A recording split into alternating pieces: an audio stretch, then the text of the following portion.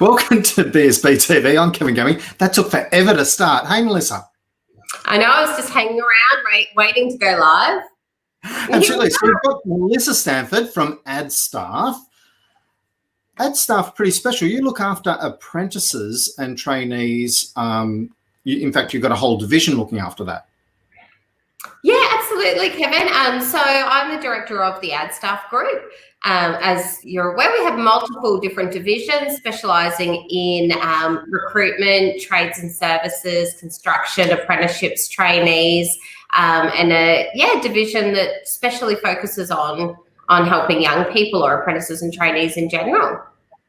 And you even do the apprentice mentoring so that, they don't have to, so that employers don't have to look after any of the paperwork. You look after all that, make sure everything that can be claimed is claimed, make sure the apprentices are getting through their program on a reasonable time base and all. Correct me if I'm wrong here. No, absolutely. We do all of that and more. So we have a team of specialists who have been in the apprenticeships industry for a long time in the vet sector. So we work on passing our wealth on to employers and their apprentices and trainees. Well, your wealth of knowledge, at least, anyway, rather than.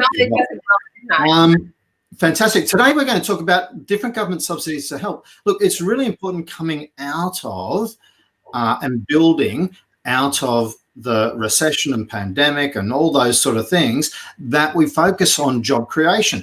And so the governments, both state and federal, but particularly federal at the moment, are just throwing money at this hand over fist to try and get people employed again.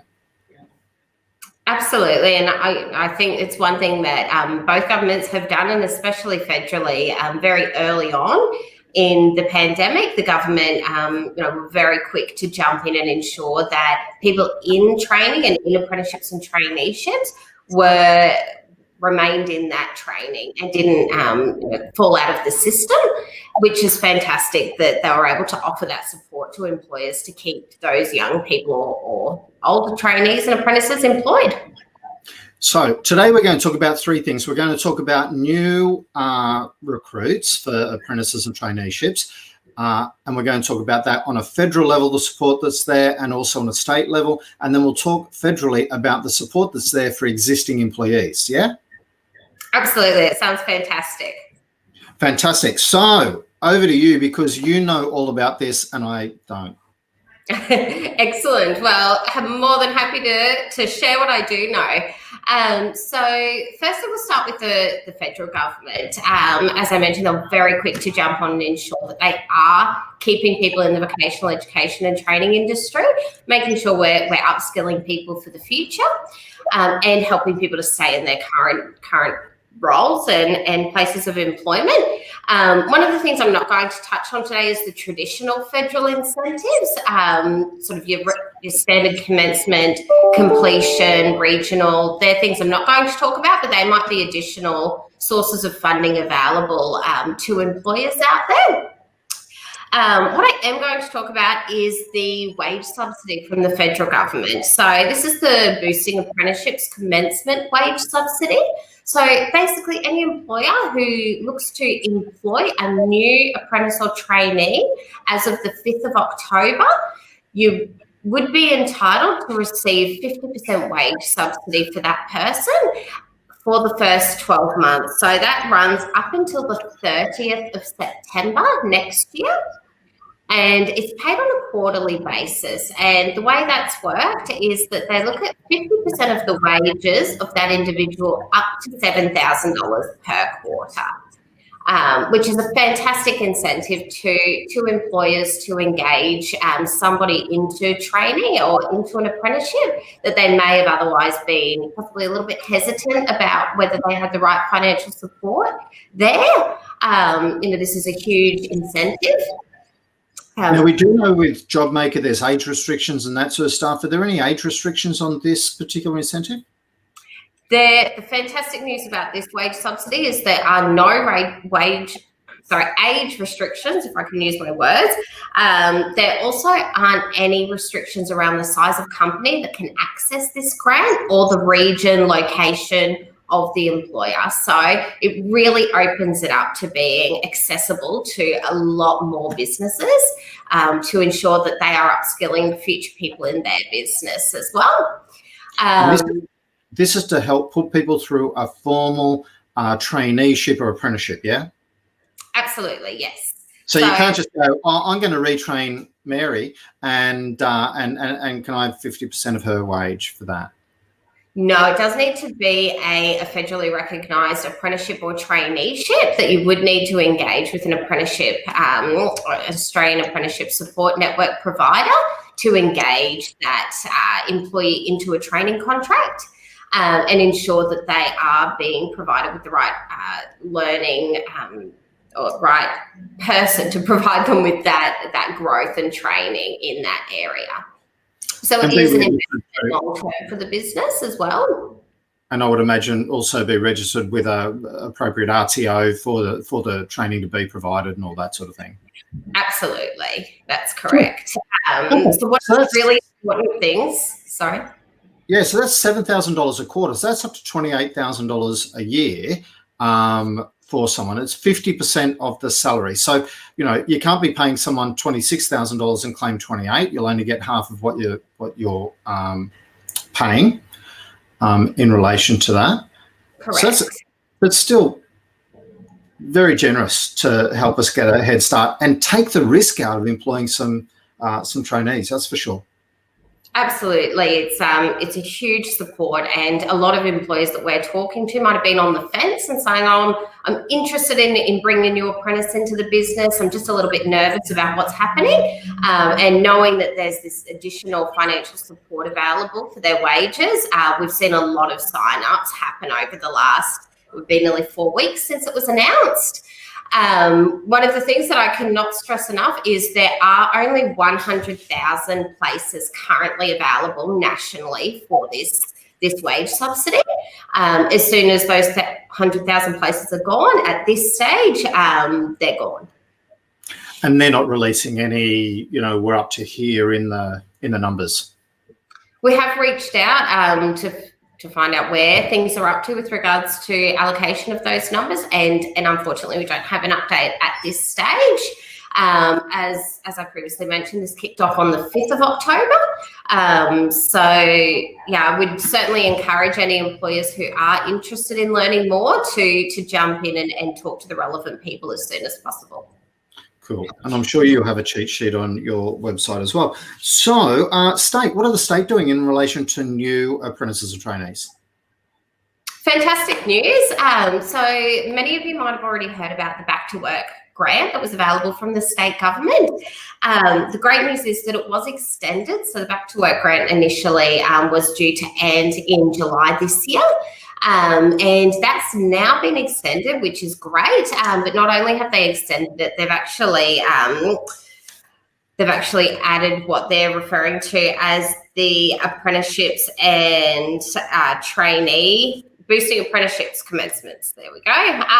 So what that does mean is that not only is there an extension, but there's a little bit of a change to that eligibility criteria to open that funding up a little bit. So the Back to Work funding is a $20,000 grant from the state government, which is again a huge support. So that grant is looking at employing people who are currently not working.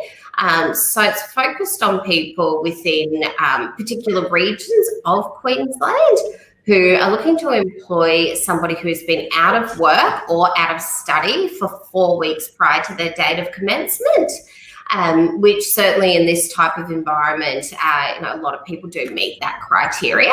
And what we've certainly seen is that when we're advertising apprenticeships and traineeships, we're still getting a really high volume of interest, a really high volume of applicants come through, and high caliber as well, which is fantastic to refer through to our client base. Absolutely. Now, when you said it's for certain regions and everything else, it's more around where the position is created as opposed to where the person's living, yeah? Absolutely. So this is based on the location of the ABN of the business and where that company is registered. So those locations, they have slightly changed over the years while the Back to Work program's been running. So more recently, we've seen the Brisbane City Council location is no longer on the eligibility list, and neither is the Gold Coast or Sunshine Coast regions, unfortunately. However, the areas that are in those close proximity type councils are or may be eligible to receive that funding. Yeah, so as you said, Ipswich, Moreton Bay, Logan, they're all eligible. Scenic Rim eligible. I'm imagining Toowoomba would be. Anywhere where there's a high youth unemployment rate, and that's what this is built around. And they've kind of forgotten that, hey, you could employ youth from high unemployment rates into Brisbane as well. But anyway, we won't question the logic of it. We'll just be grateful for those that are in the right areas. And as long as you can show that you have an ABN that is in that area, that's where you can get that support. Absolutely. And as always with the government financial support that comes available, there is eligibility criteria. So it's always individual cases. I would strongly recommend speaking to your contacts to find out if you are eligible. But this one's a fantastic grant, and certainly one that I've been promoting for a long time, because I certainly feel that $20,000 is a huge support, especially when you're employing an apprentice or a trainee. It's a big support towards their wages. And that is actually per employee. So if you have 5 apprentices that you employ, and I think it's up to 5, correct me if I'm wrong there, but so you could actually apply for $100,000 worth of wage support to expand your team. Absolutely, and we actually did have a client who we worked with to employ multiple apprentices and trainees in their business, and they were able to access that $100,000 to assist them in the wages of those employees, which is a huge help. Absolutely, and a great way to grow your business. What about for existing employees? Is there any support there? There is. Sorry, so one thing I just want to quickly touch on with regards to the Back to Work grant when it comes to the apprentices is the previous age restrictions that were in place have been removed if you're using the grant towards an apprentice or trainee, which is great. So it really opens that up. If you have somebody who's considered a mature age worker, then you would also potentially be eligible for that money, which is great. Fantastic. Now, what about for the existing employees? There's some federal support there? There is. So the federal wage subsidy that we spoke about earlier with regards to the 50% wage subsidy, great news is that it was announced that is also accessible for upskilling existing employees into an apprenticeship or a traineeship. So that's fantastic news. If you have people in your business who are considering upskilling and engaging in a qualification, now's a fantastic time to do that, knowing that there will be additional wage subsidy and financial support to not only upskill that individual, but also support the business for their wages too during that time. And particularly with so many businesses having to change how they do business over the last 9 months, it's a great opportunity to do that retraining and reskilling of people, help them achieve, get some formal qualifications while they're offering greater support for you in that new role because of the training that's being provided. So it's an excellent opportunity there. Absolutely, Kevin. And I think that was another driver behind this funding and this program, is to ensure we're not only helping new people find opportunities in the workforce, but also ensure that we're able to retrain, reskill and retain existing employees. Look, I want to thank you. Now, of course, JobMaker, we did talk about a lot the other day with Jessie from Workplace Wisdom. If you need to find that show, if you just go for a search of Workplace Wisdom, in Brisbane Small Business, you'll find that video, or down on our YouTube channel, you'll find that particular video that's talking all about JobMaker. Between the two, it is helping people get back into the workforce and stay on track to maintain some growth in your business. So please don't be scared of reaching out and seeing how you can make the most of the packages that the government's putting out there, which will help you grow your business. And that's what they're all about. It's about helping lift and improve the employment options for, Queenslanders and Australians, so that we can, drive ourselves out of this recession, however it got here. Absolutely, Kevin, and it's really positive to see that this funding is available to employers. I think it certainly will help in that help us move forward. Situation. Absolutely. So thank you very much, Melissa. It's been a pleasure talking to you as always.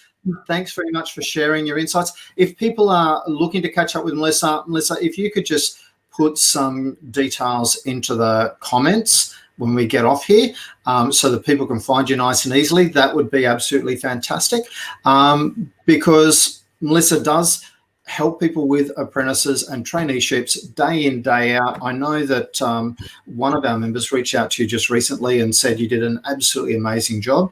That was Alan Mason, who you helped find a trainee. He was very, very grateful for that. So thank you very much for your help there too. Fantastic. Thank you so much. Appreciate it. Great. Thanks, guys. We'll catch you soon.